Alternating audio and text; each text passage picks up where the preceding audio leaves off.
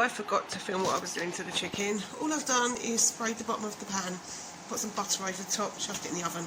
That's it. Right, so next we're going to prep some veggies. With Brussels sprouts, all I do is take the outer layer off, just give them a rinse and take the outer layer off, so that's what I'm going to do here. You can actually do this with a knife, it would be easier. If we can see here, just chop the end off and then that should all just come away like that. I won't show you the whole lot because it'll be really boring. So just pull them apart. That's it. And then that'll just go into the pot. Right, so next we're going to do some potatoes. I know this is so naughty, but I do it the old school way. Let me know down below if you do it this way too, but I always just peel it with a knife. Right, I was going to say, don't go too mad on your potatoes. You can see like these potatoes are about medium size. I've just cut them in half to make roast potatoes. And what we're going to do is we're going to put the potatoes, they're in the pan, I'm going to boil them for 15 minutes and then I'll show you what we do next. Right, next we're going to chop some carrots. Now I am quite good with my carrots. These ones were already in the fridge. And because, oh, I just pinged that one. Oh, you know what I wanted to say? These vegetable peelings, they don't go to waste. We've got a compost bin that we use and my husband likes to grow veggies in the summer, so there's that. And then I use my veggie peeler to do these. I'm just going to go off and do that so I don't bore you. Right, that's the carrots all cut up. So what I'm going to do is I'm going to start boiling them once the chicken's a bit more cooked, and then these will have peas in there as well. And obviously there's my sprouts over there, and there's my potatoes that are parboiling.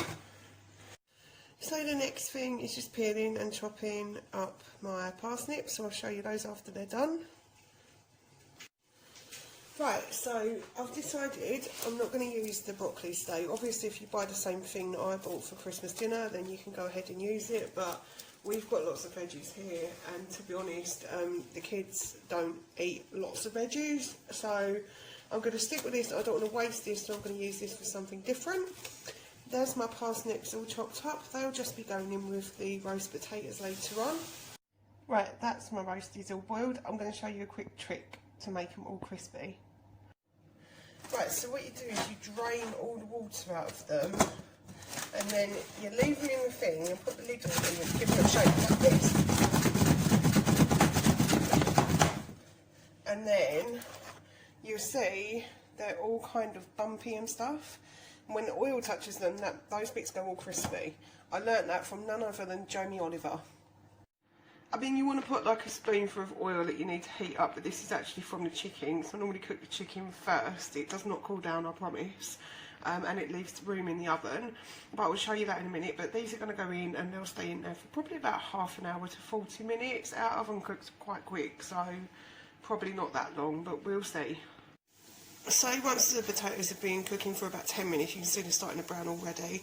I've added the parsnips in there, so there'll be roasted parsnips.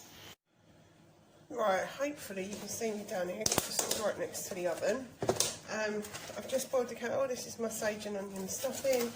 Now, most people do balls. I know I'm not going to do balls because my husband prefers like the flat sort of crispy kind, so I'm going to use maybe just over half of that. Let's see. Yeah, as long as it kind of gets to the bottom. I've used most of that, as you can see. We do like stuffing in our house. So it's no real shocker that we'll be using most of the stuffing. Clover doesn't have to be clover, it can be butter, but just a little bit on your fork. Yes, I know I shouldn't be using metal with a tin, but I've been doing that for years and everything's fine with my tins, I promise. I've had these for donkey's years as well. Right, so you want to just coat the bottom and let the butter melt into that and just mix it all in. You can always add water, so don't put too much in one go. I never do because I have had some slushy stuff in before now. You want to just one more little coat of that, and then just mix it in.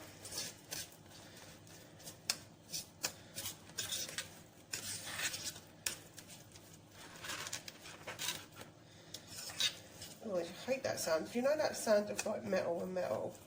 Sometimes makes my teeth go funny. I'm not going to lie.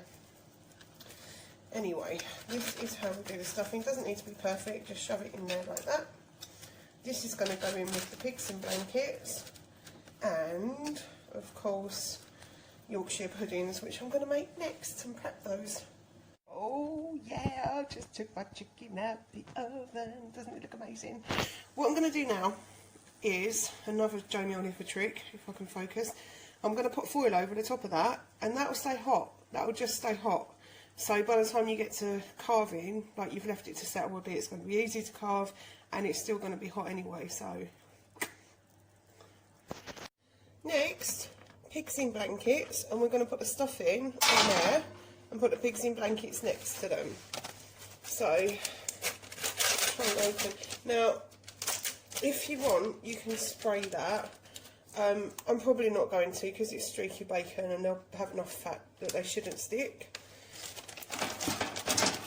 Just pop them all out.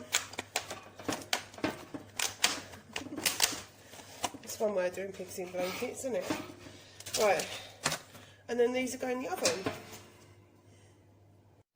Okay, I don't think I'm going to show you the whole shebang of mixing this because I need to get it done real quick, but this is the recipe that I use for Yorkshire puddings.